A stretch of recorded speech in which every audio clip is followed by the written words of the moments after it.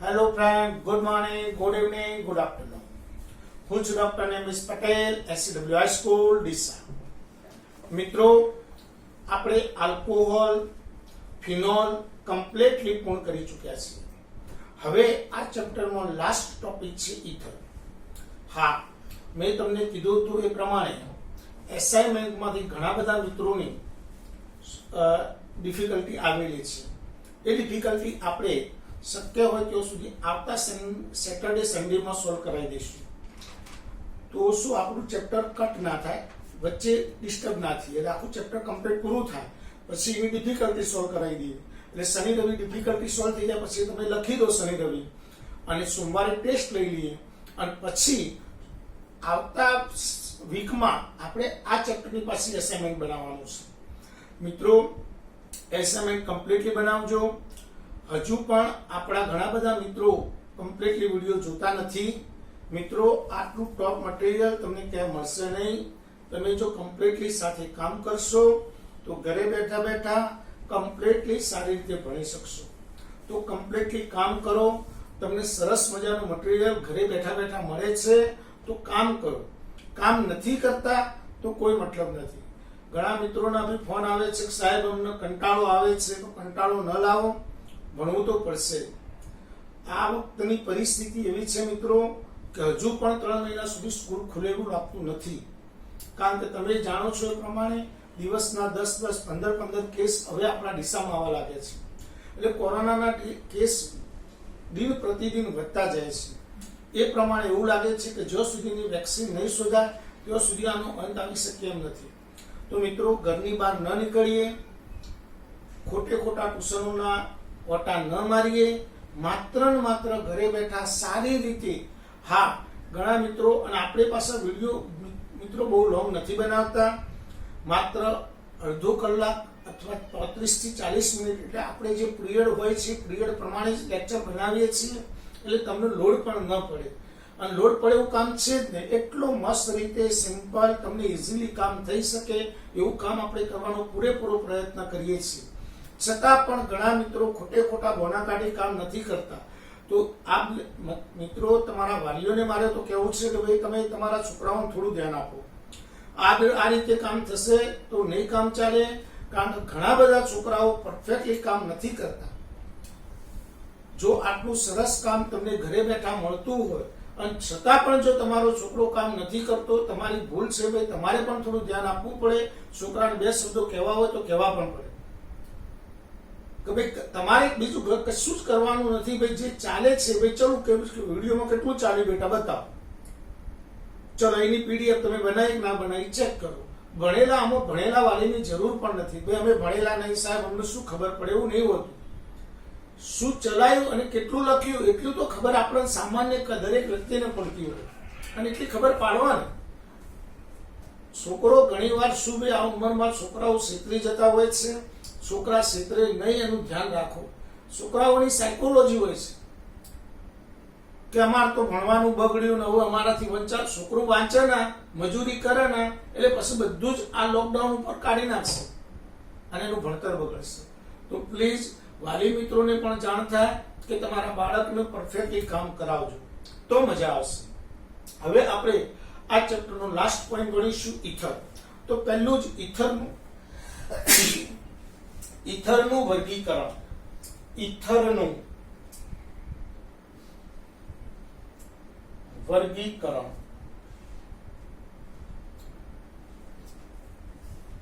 મિત્રો, ઇથરના 2 પ્રકાર પડે છે. એક સાદા ઇથર. ઇથરના 2 પ્રકાર પડે છે.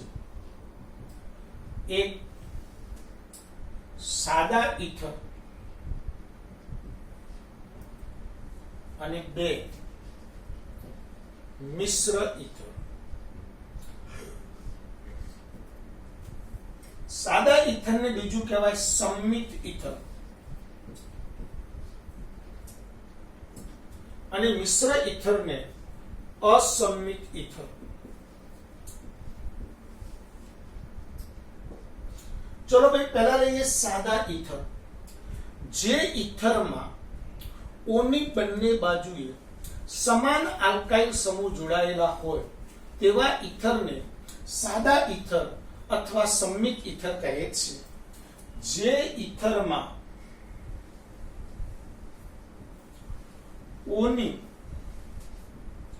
બંને બાજુ સમાન આલ્કાઇલ સમૂહ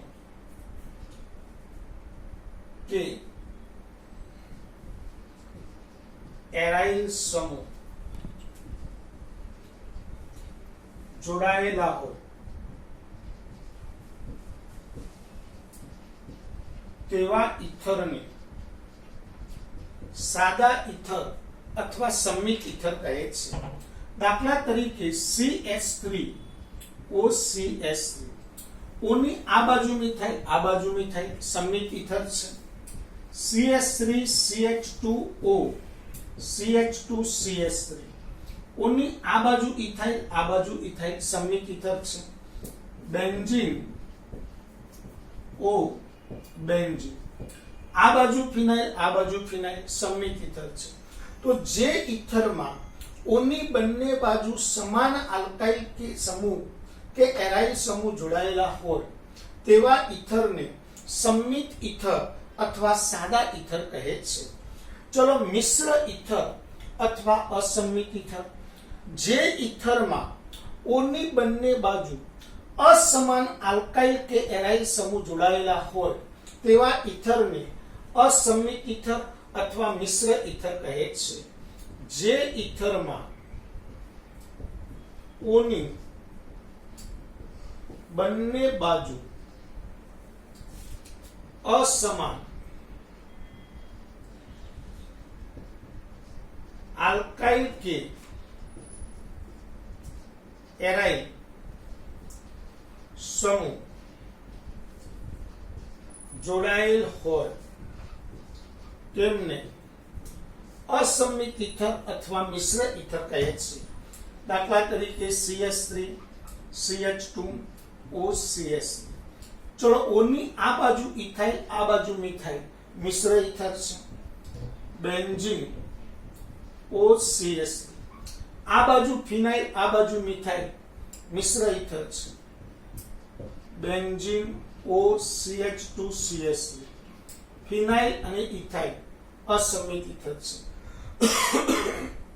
તો જે ઈથરમાં ઓની બંને બાજુ અસમાન આલ્કાઇલ કે એરાઇલ સમૂહ જોડાયેલા હોય તેમને મિશ્ર ઈથર અથવા અસંમિત ઈથર કહે છે. તો મિત્રો ઈથરના બે પ્રકાર સમજાવો. ઈથરનું વર્ગીકરણ. ઈથરના મુખ્ય બે પ્રકાર છે, સાદા ઈથર, મિશ્ર ઈથર. જે ઈથરમાં ઓની બંને બાજુ સમાન આલ્કાઇલ કે એરાઇલ સમૂહ જોડાયેલા હોય તેવા ઈથરને સાદા ઈથર, અસમાન જોડાયા હોય તો મિશ્ર ઈથર અથવા અસંમિત ઈથર. આ રીતે આપણે ઈથરનું વર્ગીકરણ કમ્પ્લીટ પૂર્ણ કરીએ છીએ. હવે મિત્રો ભણીએ છીએ ઈથરનું નામકરણ. ઈથરનું નામકરણ. મિત્રો ઈથરનું નામ IUPAC અને સામાન્ય બંને હોય. દાખલા તરીકે CH3 CH2OCH3. હંમેશા ઈથરનું IUPAC નામ આલ્કોક્સી આલ્કેન પ્રમાણે થાય છે. IUPAC નામ આલ્કોક્સી આલ્કેન પ્રમાણે થાય છે. મિત્રો ઓક્સી કોના પાછળ લાગે આ ખાસ ઇમ્પોર્ટન્ટ બાબત છે. ઓછા કાર્બન હોય એ બાજુના કાર્બન ઉપર ઓક્સી પ્રત્યય લાગે. દાખલા તરીકે ઓની આ બાજુ એક કાર્બન છે એટલે મિથેન. મિથેનમાંથી એન કાઢીને ઓક્સી લગાવી દો એટલે મિથોક્સી અને બે કાર્બન એટલે ઇથેન. તો આનું નામ થશે મિથોક્સી ઇથેન. ચલો હવે આનું સામાન્ય નામકરણ. એક બાજુ ઇથાઇલ છે અને એક બાજુ મિથાઇલ છે. એક બાજુ ઇથાઇલ અને એક બાજુ મિથાઇલ. આલ્ફાબેટ્સ પ્રમાણે ઈ પહેલા આવે એમ પછી આવે તો આનું નામ થાય ઇથાઇલ मिथाइल ईथर। चलो CH3 CH2O CH2 CH2 CH3। चलो आमा एक बाजू 2 कार्बन छे, एक बाजू 3 कार्बन छे, तो इथेन मांथी एन काढीने ऑक्सी लगावी दो, इथॉक्सी प्रोपेन। ओछा कार्बन होय एना पाछळ ऑक्सी लगाववानुं, तो आनुं IUPAC नाम थाय इथॉक्सी प्रोपेन। हाँ, હવે સામાન્ય નામકરણ કરીએ તો આ બાજુ ઇથાઇલ છે, આ બાજુ પ્રોપાઇલ છે। આલ્ફાબેટ્સ પ્રમાણે ઈ પહેલા આવે તો એનું સામાન્ય નામ થાય ઇથાઇલ પ્રોપાઇલ ઈથર।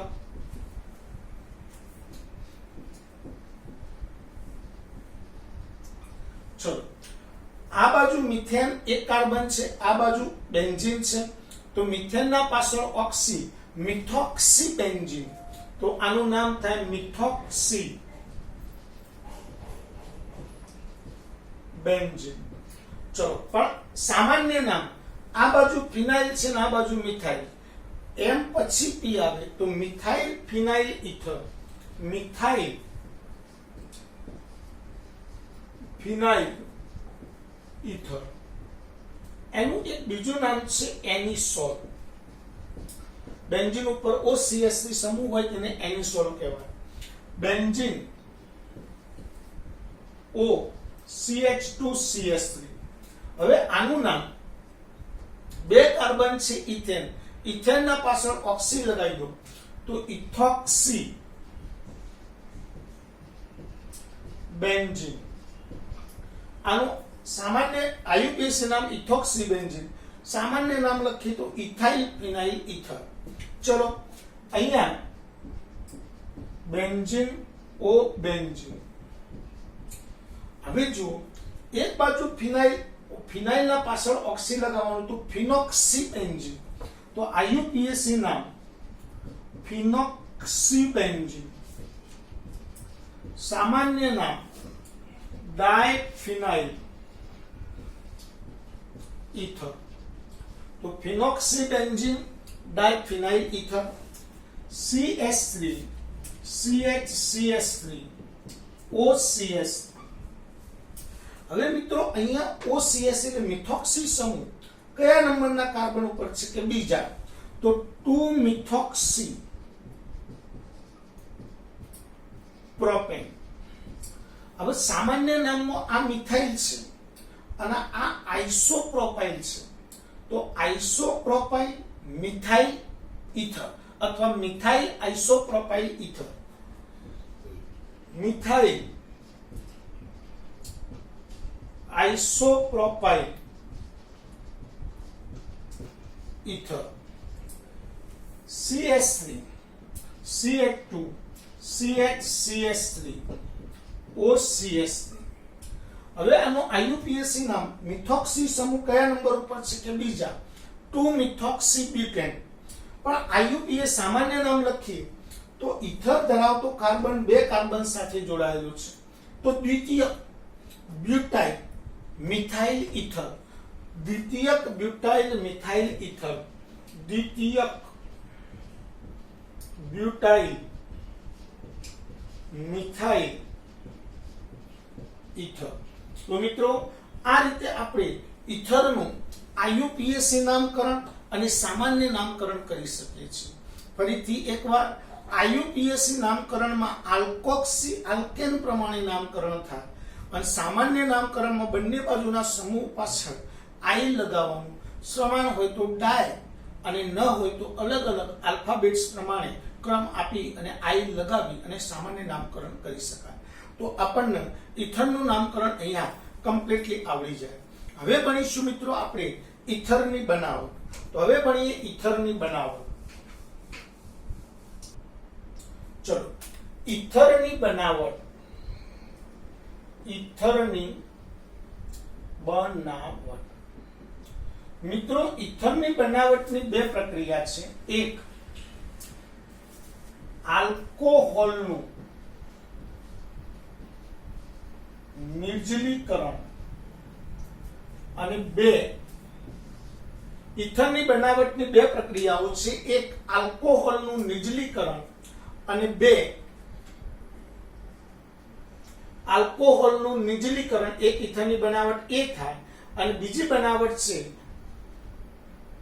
વિલિયમસન સંશ્લેષણ. વિલિયમસન સંશ્લેષણ. તો ઇથર 2 રીતે બનાવી શકાય, એક આલ્કોહોલનું નિર્જલીકરણ અને બીજું છે વિલિયમસન સંશ્લેષણ. તો પહેલા લઈએ એક આલ્કોહોલનું નિર્જલીકરણ.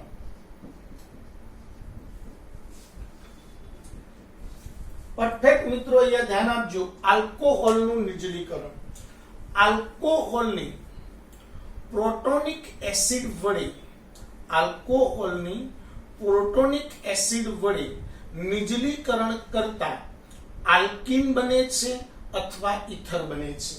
આલ્કોહોલનું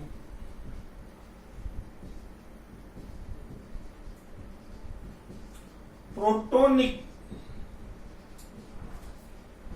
એસિડ વડે નિર્જલીકરણ કરતા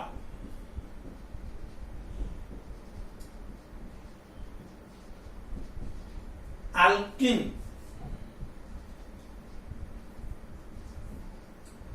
અથવા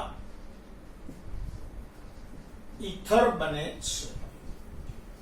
ફરીથી એકવાર, આલ્કોહોલનું પ્રોટોનિક એસિડ. પ્રોટોનિક એસિડ એટલે કયા કયા? તો H2SO4, H3PO4 પ્રોટોનિક એસિડ કહેવાય.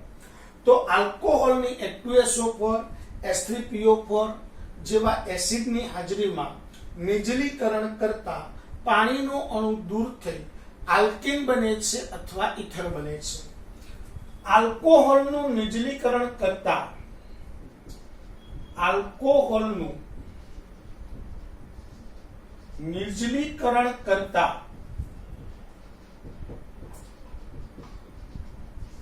આલ્કીન બને છે કે ઇથર, તેનો આધાર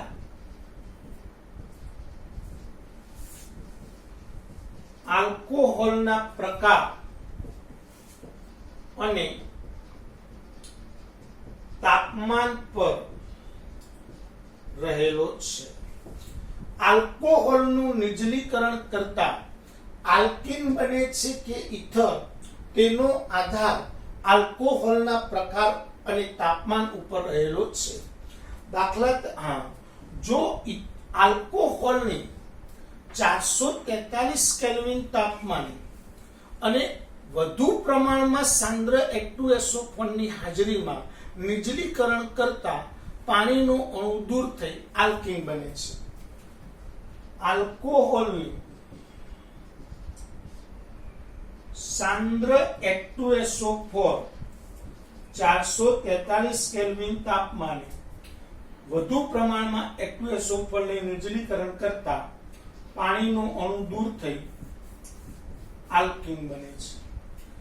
આલ્કોહોલની ઓછા પ્રમાણમાં સાંદ્ર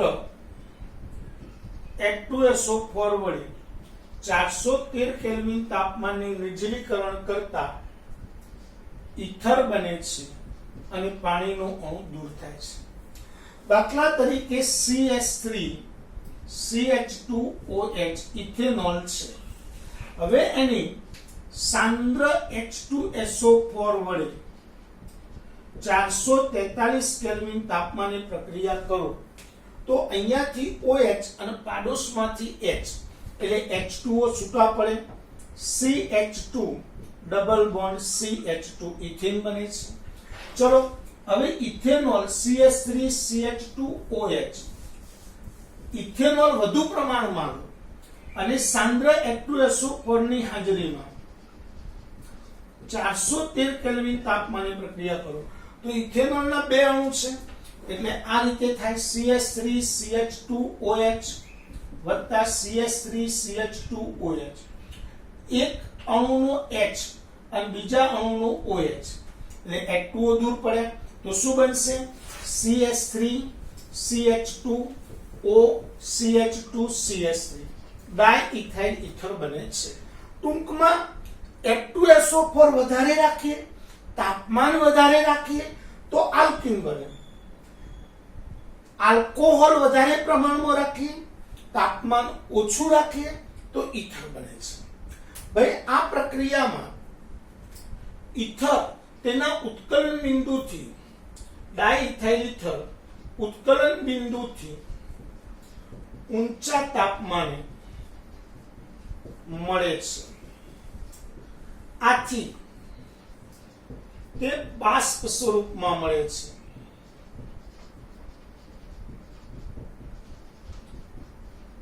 બાષ્પને હવે અહીંયા ઈથર જે બનશે એ ઉત્કલન બિંદુ ઈથરનું 335 આસપાસ છે, એટલે ઈથરનું ઉત્કલન બિંદુ નીચું છે એના તાપમાન કરતા. આથી ઈથર આપણને બાષ્પ સ્વરૂપે મળે છે. આથી બાષ્પને કન્ડેન્સરમાં લઈ કન્ડેન્સરમાં ઠંડી પાડી પ્રવાહી સ્વરૂપે ઈથર મેળવી શકાય છે. આથી બાષ્પને કન્ડેન્સરમાં દાખલ કરી ઠંડી પાડી પ્રવાહી સ્વરૂપે ઈથર મેળવી શકાય. જો આ પ્રક્રિયામાં ઇથેનોલ સતત ઉમેરવામાં આવે તો પ્રવાહી સ્વરૂપે સતત ઈથર મેળવી શકાય. માટે આ પદ્ધતિને સતત ઈથરીકરણ પદ્ધતિ પણ કહે છે. એટલે આ પદ્ધતિનું બીજું નામ છે સતત ઈથરીકરણ પદ્ધતિ. તો કે આ પ્રક્રિયાની ક્રિયાવિધિ શું છે, કેવી રીતે પ્રક્રિયા થતી હશે? તો આ પ્રક્રિયાની ક્રિયાવિધિ લઈએ. ચલો, ઇથેનોલના નિર્જલીકરણની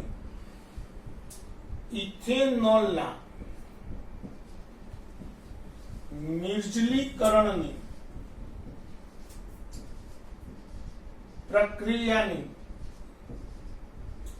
ક્રિયાવિધિ. ઇથેનોલના નિર્જલીકરણની પ્રક્રિયાની ક્રિયાવિધિ. ભાઈ ઇથેનોલના નિર્જલીકરણથી ઈથર બનવાની પ્રક્રિયા 3 તબક્કામાં થાય છે. આ પ્રક્રિયા 3 તબક્કામાં થાય છે.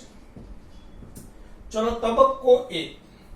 પ્રથમ તબક્કામાં પ્રોટોનિક એસિડમાંનો પ્રોટોન ઇથેનોલ સાથે જોડાઈ પ્રોટોનેટેડ આલ્કોહોલ બનાવે છે.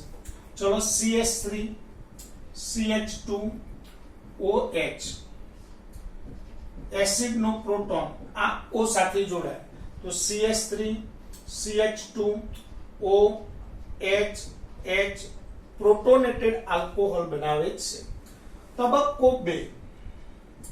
બીજા તબક્કામાં પ્રોટોનેટેડ આલ્કોહોલની આલ્કોહોલ સાથે પ્રક્રિયા થઈ પાણીનો અણુ દૂર થઈ પ્રોટોનેટેડ ઈથર બને છે. ચલો, પ્રોટોનેટેડ આલ્કોહોલની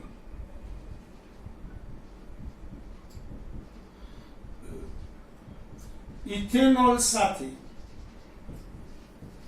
પ્રક્રિયા થાય તો અહીંયાથી પાણીનો અણુ દૂર થાય, આ કાર્બન સીધો O સાથે જોડાય એટલે CH3 CH2 OH CH2 CH3 પ્રોટોનેટેડ ether બને છે. તબક્કો 3. પ્રોટોનેટેડ ઈથરમાંથી એસિડિક પ્રોટોન ફરીથી દૂર થઈ અને ઈથર બને છે. પ્રોટોનેટેડ ઈથરમાંથી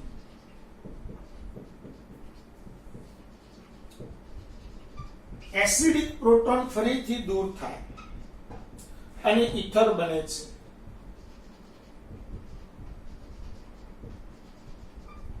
તો ડાયઇથાઇલ ઈથર બને છે. તો મિત્રો, ઇથેનોલના નિર્જલીકરણની પ્રક્રિયાથી ઈથર બનવાની પ્રક્રિયાની ક્રિયાવિધિ સમજાવો. તો ઇથેનોલના નિર્જલીકરણથી ઈથર બનવાની પ્રક્રિયા 3 તબક્કામાં થાય છે. પ્રથમ તબક્કામાં ઇથેનોલની એસિડિક પ્રોટોન સાથે પ્રક્રિયા થઈ પ્રોટોનેટેડ આલ્કોહોલ બને છે. બીજા તબક્કામાં પ્રોટોનેટેડ આલ્કોહોલની ઇથેનોલ સાથે પ્રક્રિયા થઈ પ્રોટોનેટેડ ઈથર બને છે. અને ત્રીજા તબક્કામાં પ્રોટોનેટેડ ઇથરમાંથી H+ છૂટો પડે એટલે ઉદ્દીપક પાછો મળી જાય અને આપણને ઇથર બને છે. તો આમ આખી પ્રક્રિયામાં પાણીનો અણુ દૂર થાય છે અને આપણને ઇથર બને છે. તો આ તે ઇથેનોલના નિર્જલીકરણની પ્રક્રિયાની ક્રિયાવિધિ. હવે ભણીએ છીએ વિલિયમસન સંશ્લેષણ. તો વિલિયમસન સંશ્લેષણથી ઇથરની બનાવટ સમજાવો.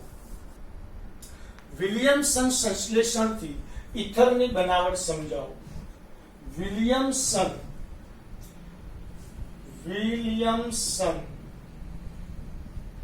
સંશ્લેષણ. તો પહેલા આ પ્રક્રિયા વિલિયમસન નામના વૈજ્ઞાનિકે શોધી. આથી આ પ્રક્રિયાને વિલિયમસન સંશ્લેષણ કહે છે. ચલો વિલિયમસન સંશ્લેષણની વ્યાખ્યા.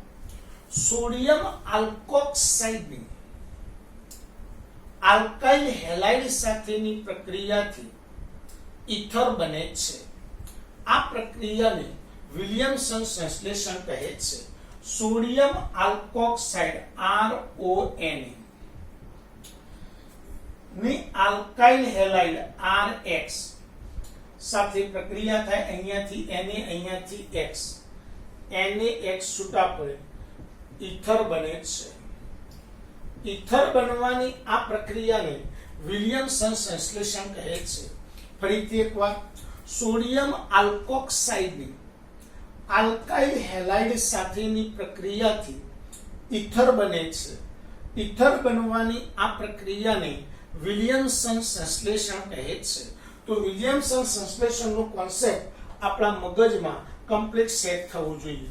તો ફરીથી એકવાર, સોડિયમ આલ્કોક્સાઇડની આલ્કાઇલ હેલાઇડ સાથેની પ્રક્રિયાથી ઇથર બને છે. ઇથર બનવાની આ પ્રક્રિયાને વિલિયમસન સંશ્લેષણ કહે છે. હવે મિત્રો અહીંયા ધ્યાન આપજો. સુપર મુદ્દો છે, મૂળ આવી જાય એવો. પરફેક્ટલી અહીંયા ધ્યાન. હવે આ પ્રક્રિયામાં SN2 પ્રકારની પ્રક્રિયા છે. એટલે આ પ્રક્રિયા SN2 પ્રકારની પ્રક્રિયા છે.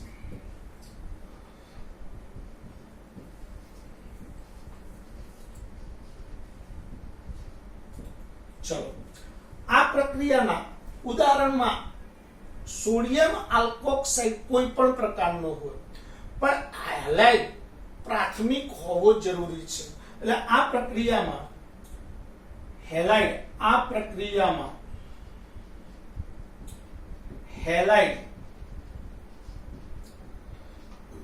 પ્રાથમિક હોવો જોઈએ.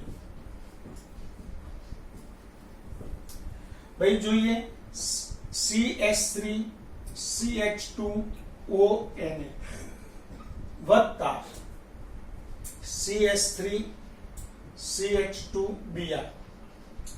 ચલો, અહીંયા હેલાઇડ પ્રાથમિક છે, તો અહીંયાથી Na અને અહીંયાથી Br, NaBr છૂટા પડે, તો નિપજ મળે CH3 CH2O CH2 CH3 ડાઇઇથાઇલ ether. ચલો, CH3 CH3 ONA વત્તા CH3 CH2Br. તો આ પ્રક્રિયામાં પણ અહીંયાથી Na અહીંયાથી Br, NaBr છૂટા પડે, તો નિપજ મળે CH3 CH3O CH2 CH3 2 ઇથોક્સીપ્રોપેન. પણ મિત્રો, જો હેલાઇડ દ્વિતીયક કે તૃતીયક ટાઈપનું હોય, દાખલા તરીકે CH3 CH2ONA વત્તા CH3 CHBr CH3. ચલો, અહીંયા હેલાઇડ દ્વિતીયક છે. હવે દ્વિતીયક હેલાઇડ હોય, આ કોન્સેપ્ટ બહુ સુપર છે, ધ્યાન આપજો.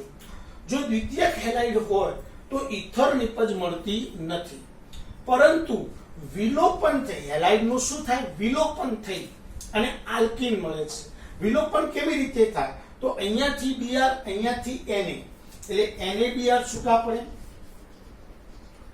વત્તા, ચલો, પાડોશી કાર્બન ઉપરથી HO સાથે જોડાય, એટલે CH3 CH2OH મળે અને વત્તા CH2 ડબલ બોન્ડ CH3. તો કોન્સેપ્ટ યાદ રાખજો, આ પ્રક્રિયામાં હેલાઇડ પ્રાથમિક જ હોવો જોઈએ. જો હેલાઇડ દ્વિતીયક કે તૃતીયક ટાઈપનું હોય તો વિલોપન પ્રક્રિયા થઈ આલ્કેન નિપજ મળે છે. આ પ્રક્રિયાથી એરાઇલ ઇથર પણ બનાવી શકાય. દાખલા તરીકે સોડિયમ ફિનોક્સાઇડ ARONA વત્તા CH3 અથવા RX સાથે પ્રક્રિયા કરીએ તો અહીંયાથી Na અહીંયાથી X છૂટા પડે છે તો ArOR આપણને એરાઇલ ઇથર મળે. એના માટે ઉદાહરણ લઈએ. દાખલા તરીકે સોડિયમ ફિનોક્સાઇડ છે એની CH3Br સાથે પ્રક્રિયા કરીએ, NaBr છૂટા પડે તો બેન્ઝીન ઉપર OCH3 મિથોક્સીબેન્ઝીન એનિસોલ મળે છે. એ જ રીતે બ્રોમોઇથેન સાથે પ્રક્રિયા કરીએ તો ઇથોક્સીબેન્ઝીન ફેનિટોલ મળે છે. એનિસોલ, ફેનિટોલ વગેરે પ્રકારના ઇથર બનાવી શકાય. તો મિત્રો, વિલિયમસન સંશ્લેષણ ફરીથી એકવાર. પહેલા આ પ્રક્રિયાની શોધ વિલિયમસન નામના વૈજ્ઞાનિકે કરી હોવાથી આ પ્રક્રિયાને વિલિયમસન સંશ્લેષણ કહે છે. 2. વ્યાખ્યા: સોડિયમ આલ્કોક્સાઇડની આલ્કાઇલ હેલાઇડ સાથેની પ્રક્રિયાથી ઇથર બને છે. આ પ્રક્રિયાથી સંમિત, અસંમિત બધા જ પ્રકારના ઇથર બનાવી શકાય છે. પછી આ પ્રક્રિયા SN2 પ્રકારની છે. આ પ્રક્રિયાની શરત: આ પ્રક્રિયામાં હેલાઇડ પ્રાથમિક જ હોવો જોઈએ તો જ ઇથર બને છે. જો હેલાઇડ દ્વિતીયક કે તૃતીયક હોય તો વિલોપન થઈ અને આલ્કેન નિપજ મળે છે, ઇથર બનતો નથી. એના 3 ઉદાહરણ આપી દઉં અને એના પછી આ પ્રક્રિયાથી એરાઇલ ઇથર પણ બનાવી શકાય. તો અહીંયા વિલિયમસન સંશ્લેષણની ટૂંક નોંધ પૂરી થઈ. આ સાથે ઇથરની બનાવટ અહીંયા કમ્પ્લીટ પૂરી થાય છે. હવે મિત્રો, ઇથરના ભૌતિક ગુણધર્મો, ઇથરના રાસાયણિક ગુણધર્મો એ નેક્સ્ટ લેક્ચરમાં ભણીશું. જય હિન્દ, જય ભારત.